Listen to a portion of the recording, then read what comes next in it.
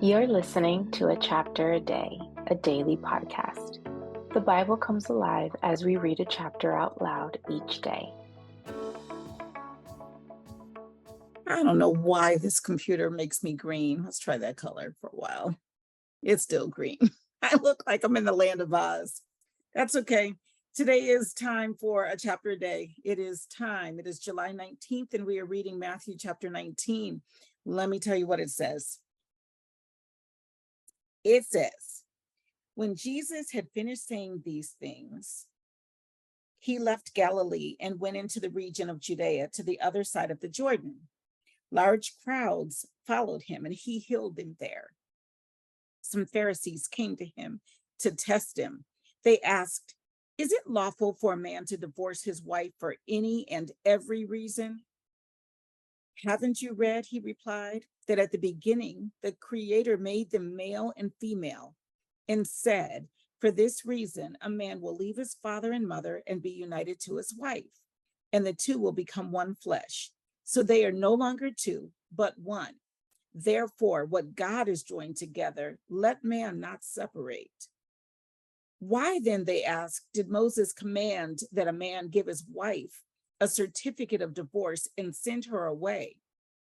Jesus replied, "Moses permitted you to divorce your wives because your hearts were hard. But it was not this way from the beginning. I tell you that anyone who divorces his wife, except for marital unfaithfulness, and marries another woman, commits adultery." The disciples said to him, "If this is a situation between a husband and wife, it is better not to marry." Jesus replied, "Not everyone can accept this word, but only those to whom it has been given. For some are eunuchs because they were born that way. Others were made that way by men. And others have renounced marriage because of the kingdom of heaven. The one who can accept this should accept it." Then little children were brought to Jesus for him to place his hands on them and pray for them. But the disciples rebuked those who brought them. Jesus said, "Let the little children come to me, and do not hinder them, for the kingdom of heaven belongs to such as these." When he had placed his hands on them, he went on from there. Now a man came up to Jesus and asked, "Teacher, what good thing must I do to get eternal life?" "Why do you ask me about what is good?" Jesus replied. "There is only one who is good. If you want to enter life, obey the commandments." "Which ones?" the man inquired. Seriously? Jesus replied, "Do not murder, do not commit adultery, do not steal, do not give false testimony, honor your mother and father, and love your neighbor as yourself." "All these I have kept," the young man said. "What do I still lack?" Jesus answered, "If you want to be perfect, go sell your possessions and give to the poor, and you will have treasure in heaven. Then come, follow me." When the young man heard this, he went away sad because he had great wealth.